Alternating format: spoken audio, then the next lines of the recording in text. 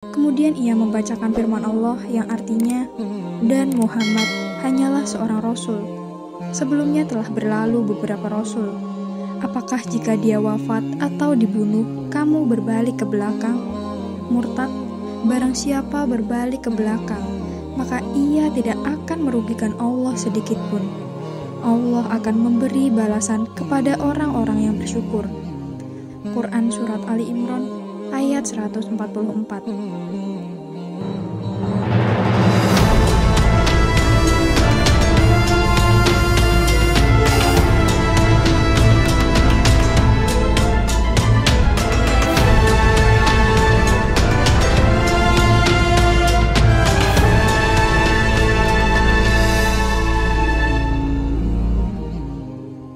Kisah Umar bin Khattab emosional ketika mendengar kabar Rasulullah Shallallahu Alaihi Wasallam wafat. Umar bin Khattab memang memiliki sifat yang keras. Taat kala mendengar kabar Rasulullah Shallallahu Alaihi Wasallam wafat, Umar sempat bingung dan tidak percaya. Ia menolak setiap usaha orang yang hendak meyakinkannya mengenai kenyataan pahit itu. Ujar Muhammad Hussein Haikal dalam bukunya berjudul Umar bin Khattab. Umar berdiri di depan orang banyak sambil berkata, "Ada orang dari kaum munafik yang mengira bahwa Rasulullah Shallallahu Alaihi Wasallam telah wafat. Tetapi demi Allah, sebenarnya dia tidak meninggal, melainkan ia pergi kepada Tuhan, seperti Musa bin Imran. Ia telah menghilang dari tengah-tengah masyarakatnya selama 40 hari. Kemudian kembali lagi ke tengah mereka setelah dikatakan dia sudah mati. Sungguh, Rasulullah pasti akan kembali seperti Musa juga, orang yang menduga bahwa dia telah meninggal, tangan dan kakinya harus dipotong." Setelah Abu Bakar Asy-Syiddiq datang dan sesudah melihat Rasulullah, Umar pun akhirnya yakin bahwa Rasulullah memang sudah tiada. Abu Bakar mendatangi orang-orang yang sedang berkerumun itu, lalu katanya, "Barang siapa mau menyembah Muhammad, Muhammad sudah meninggal. Tetapi barang siapa menyembah Allah, Allah hidup selamanya, tak pernah mati." Kemudian ia membacakan firman Allah yang artinya, "Dan Muhammad hanyalah seorang rasul. Sebelumnya telah berlalu beberapa rasul. Apakah jika dia wafat atau dibunuh, kamu berbalik ke belakang? Murtad, barang siapa berbalik ke belakang, maka ia tidak akan merugikan Allah sedikitpun. Allah akan memberi balasan kepada orang-orang yang bersyukur." Quran Surat Ali Imran ayat 144. Setelah Abu Bakar Asy-Syiddiq membacakan ayat itu, Umar jatuh tersungkur ke tanah. Kedua kakinya sudah tak dapat menahan lagi. Setelah ia yakin bahwa Rasulullah memang sudah wafat, seolah ia tak pernah mendengar ayat itu sebelumnya. Tak lama setelah sadar, Umar kembali pula sebagai manusia politik. Kembali ia memikirkan masa depan kaum muslimin sesudah peristiwa yang sungguh memilukan hati itu. Ia mulai berpikir mengenai masa depan umat Islam sepeninggal Nabi. Situasi ini memang memerlukan pemikiran yang mendalam. Andai kata orang-orang Arab terus berselisih di antara sesama mereka, niscaya Islam akan menghadapi bahaya besar.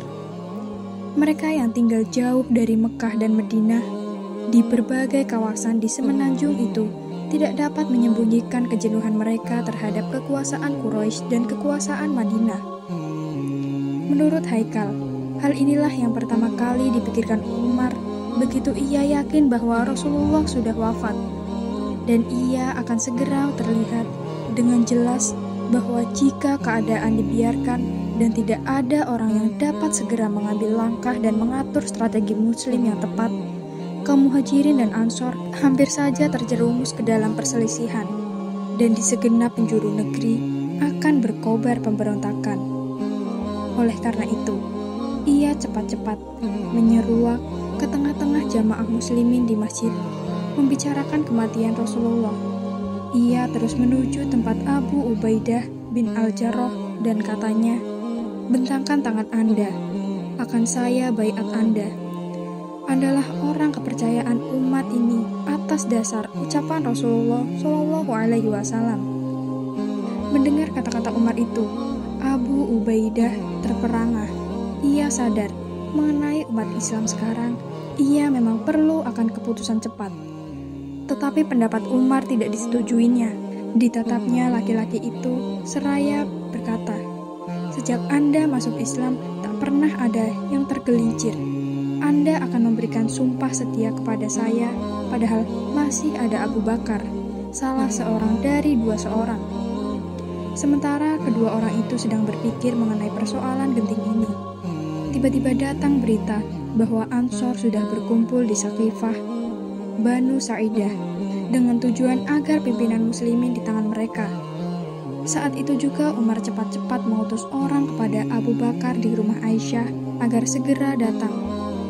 Abu Bakar menjawab melalui utusan itu bahwa dia sedang sibuk.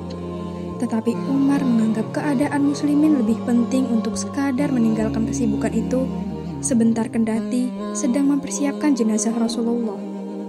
Sekali lagi Umar mengutus orang kepada Abu Bakar dengan pesan, telah terjadi sesuatu yang sangat memerlukan kehadirannya. Abu Bakar pun kemudian datang dan menanyakan, apa yang terjadi? Ia harus meninggalkan persiapan jenazah Rasulullah. Anda tidak tahu, kata Umar, bahwa pihak Ansor sudah berkumpul di serambi Banu Sa'idah hendak menyerahkan pimpinan ke tangan Sa'ad bin Ubadah. Ucapan yang paling baik ketika ada yang mengatakan, dari kami seorang amir dan dari Quraisy seorang amir. Abu Bakar melihat keadaan memang sudah berbahaya. Cepat-cepat, ia berangkat disertai Umar dan Abu Ubaidah menuju Saqifah. Begitu mereka sampai, Abu Bakar yang memimpin perdebatan Ansor dengan sikapnya yang bijaksana dan lemah lembut. Umar berdiri di sampingnya, mengawasi apa yang akan terjadi setelah melihat Hubab bin Munzir membakar semangat Ansor supaya menentang jika tidak ada seorang amir dari mereka dan seorang amir dari Muhajirin. Bah, kata Umar, jangan ada dua kemudi dalam satu perahu. Orang-orang tidak akan mau mengangkat kalian, sedang nabinya bukan dari kalangan kalian. Tetapi mereka tidak akan keberatan mengangkat seorang pemimpin selama kenabian dari kalangan mereka. Alasan dan kewenangan kami sudah jelas buat mereka yang masih menolak semua itu. Siapakah yang mau membantah kewenangan dan kepemimpinan Muhammad, sedang kami adalah kawan dan kerabat dekatnya, kecuali buat orang yang memang cenderung hendak berbuat batil, berbuat dosa, dan gemar mencari-cari malapetaka. Hubab menjawab dengan meminta kepada Ansor supaya mengeluarkan kaum Muhajirin dari Madinah atau mereka harus berada di bawah pimpinan Ansor. Kemudian kata-katanya ditunjukkan kepada ketiga orang Muhajirin itu. Ya, demi Allah, kalau perlu biar kita yang memulai peperangan. Mendengar ancaman itu, Umar membalas, mudah-mudahan Allah memerangi kamu. Hubab pun menjawab lagi, bahkan Andalah yang harus dipeperangi. Kedua ungkapan itu telah membangkitkan kemarahan di hati mereka. Melihat situasi demikian, Abu Ubaidah bin Jarrah segera turun tangan dan berkata yang ditujukan kepada penduduk Madinah. Saudara-saudara Ansor, kalian adalah orang yang pertama memberikan bantuan dan dukungan. Janganlah sekarang menjadi orang yang pertama pula mengadakan perubahan dan perombakan. Kata-kata ini dapat meredakan kemarahan mereka. Mereka mulai berdiskusi dengan saling mengemukakan argumen. Bashir bin Sa'ad, salah seorang pemimpin Khazraj, bergabung dengan pihak Muhajirin. Dengan demikian, Ansor tidak lagi seia sekata. Abu Bakar memperkirakan bahwa keadaan sudah reda dan sudah saatnya mengambil keputusan. Ia mengajak orang-orang supaya bergabung dan mengingatkan jangan terpecah belah. Kemudian ia mengangkat tangan Umar dan Abu Ubaidah seraya berseru, "Ini Umar dan Abu Ubaidah, berikanlah ikrar kalian kepada yang mana saja yang kalian sukai." Tetapi Umar tidak akan membiarkan perselisihan menjadi perkelahian yang berkepanjangan. Dengan suaranya yang lantang menggelagar, ia berkata, "Abu Bakar, bentangkan tangan Anda." Maka Abu Bakar membentangkan tangan dan oleh Umar, ia diikrarkan seraya berkata, "Abu Bakar, bukankah Nabi menyuruh Anda memimpin Muslim bersembayang? Andalah penggantinya khalifahnya. Kami akan membaiat orang-orang yang paling disukai oleh Rasulullah di antara kita semua ini." Menyusul Abu Ubaidah dan memberikan ikrar dengan mengatakan, "Andalah di kalangan muslimin yang paling mulia dan yang kedua dari 2 orang dalam gua, menggantikan Rasulullah dalam sholat, sesuatu yang paling mulia dan utama dalam agama kita. Siapa lagi yang lebih pantas dari Anda untuk ditampilkan dan memegang pimpinan kita?" Setelah itu, berturut-turut, jemaah Sakifah membaiat Abu Bakar secara aklamasi. Tak ada ketinggalan kecuali Sa'ad bin Ubadah. Selesai membaiat, mereka kembali ke masjid, menanti-nantikan berita dari rumah Aisyah mengenai persiapan jenazah Rasulullah SAW.